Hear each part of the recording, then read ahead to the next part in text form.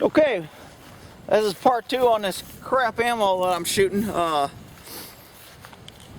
Again, I'm just going to reload some of these rounds here and put a few rounds to this gun. See if it feeds a good 6 rounds, 7 rounds, no problem.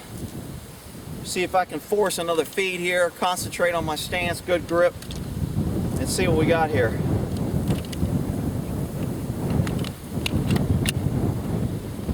Put your ears on. Damn wind out here.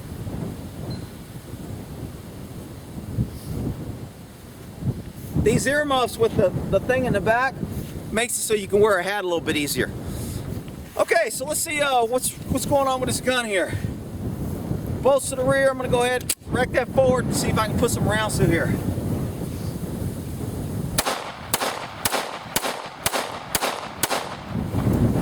No problem. Why did it jam on the last one? I don't know. Now I'm going to do some double taps again. Oh shit, I only got 3 rounds. I'm going to do a triple rack. See if I can get 3 rounds off here, see if I can cause a jam.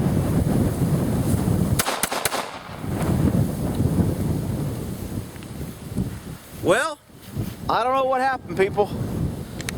Let me grab my hat before it blows away in the amp pump.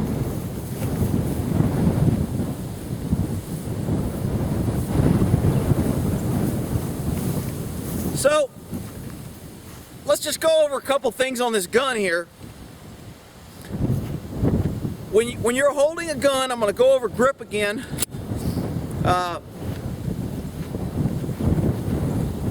First hand goes high on the back strap, people. Really important.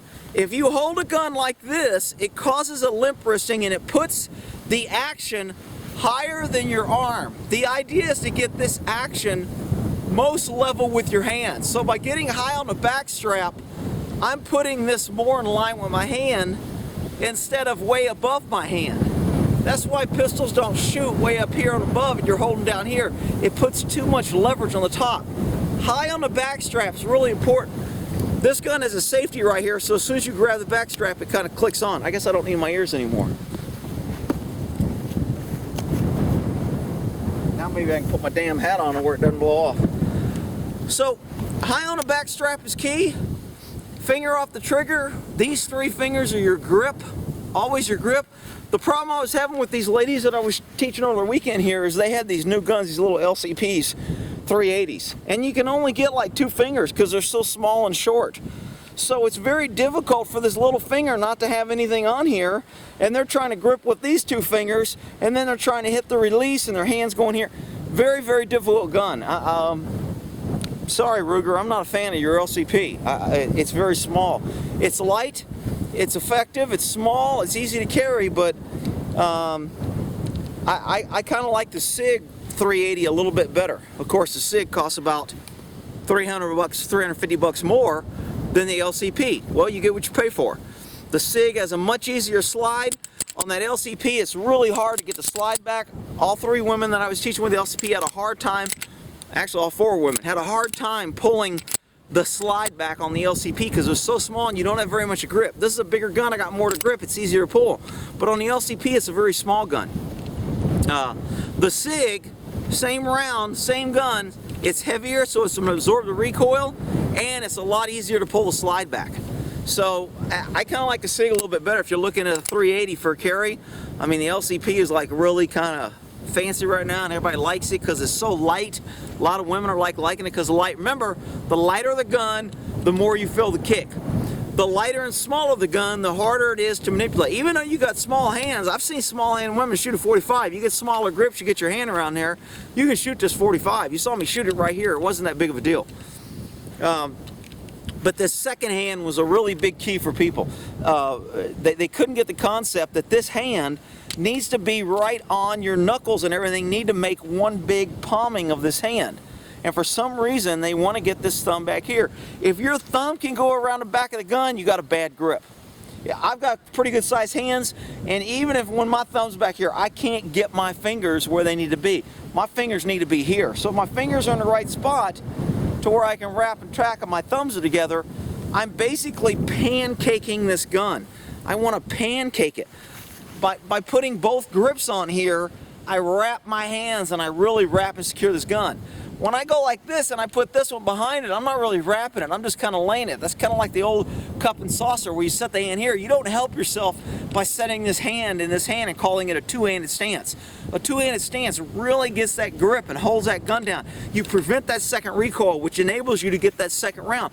The higher the gun recoils, the longer it takes lag time to come down for that second round. However, if I keep this gun down and my gun only recoils this time, I'm going to get my second round off much quicker on my target. Instead of bang, coming down, bang, coming down, I can go bang, come down, bang, come down, bang, come down.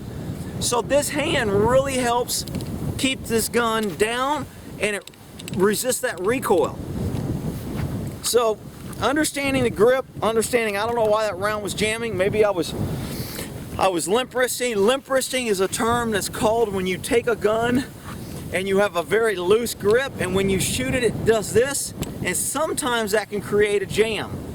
I didn't notice I was doing it, but I was talking to you, I was doing double taps, I wasn't really concentrating on my stance, so maybe I was causing that.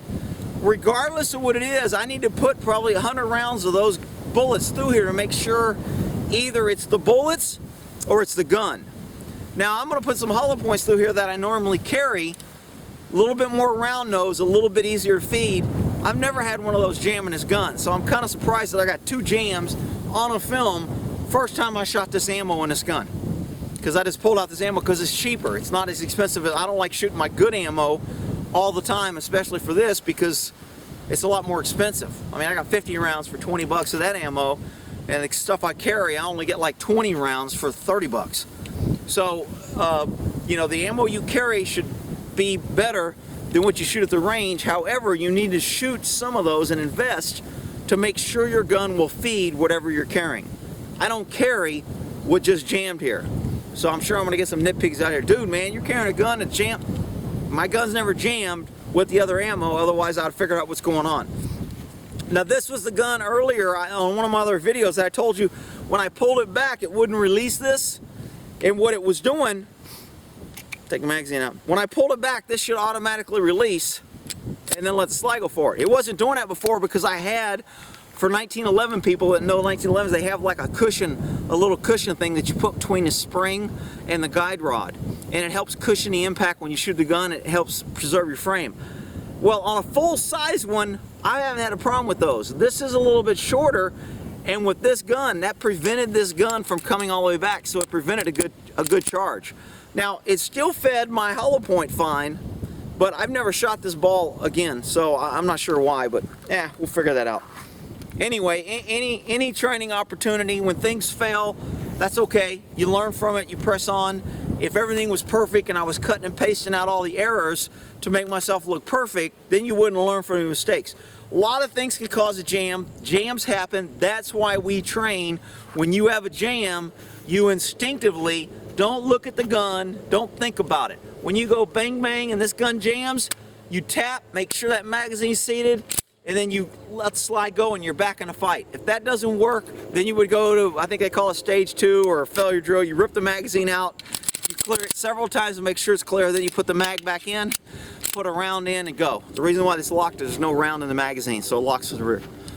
Alright, so hopefully that helps a little bit on shooting what a double tap is. Double taps are a good way of training. Anybody can go out to the range and go, let me get my sights, let me shoot, bang, bullseye, yay! Hang on, shh, don't be quiet, I'm trying to shoot. Bang, bullseye, yay! That's not the way you train, okay? And I think I've said this before. The Highway Patrol for years, California Highway Patrol, people that's not from California think they're like the greatest agency in the world. People in the Highway Patrol think they're the greatest agency in the world. They got plenty of issues, just like the FBI, just like all agencies. It's made up of people and you got good and bad. So there's no premier great. Probably the only thing I would say is really good is probably the SEALs, and then even the SEALs has, I'm sure, issues on internally when you get that much ego and knowledge around everybody. But there's the CHP was training for years. When you shot on the range with a pistol, you put your rounds, your empty rounds in your palm, and you put them in your pocket, so we didn't mess up the range. And that's the way everybody trained every time they went to the range. And the thing that changed that, and people were telling them for years, that's not good training practice. Tactical guys were saying, you shouldn't do that, man. You shouldn't do that, because the way you train is the way you're going to do it, and that's going to cause... Didn't want to hear it. They were the best. They were the smartest. They were the Highway Patrol, California, top of the line, blah, blah, blah. Didn't want to hear it. Then they had 4 cops get killed, and when the cops got killed, they were killed with rounds in their hands and rounds in their pocket. Because in the middle of a firefight, when they're freaking fighting for their life, they're doing what they were trained to do. They instinctively put the rounds in their pocket and were wasting time doing this instead of staying in a fight and surviving and forgetting where the rounds. That's why when you train like you're in a fight. Because when you're in a fight, if you don't, every time you train nice and quiet, shh, don't move, don't touch me, everything's on a line, I gotta have this, everything's gotta be great. Then when you get into a crisis, you can't deal with it because it totally throws you off. I like training in chaos. Chaos trains good. Chaos teaches you to ignore chaos and focus on your task at hand, which is survival and shooting a bad guy. All right, we'll end that there. Hope that helps. Buddy and Mr. T, you're good boys. Where are my boys at? They're way back in the back. All right, we'll end that there.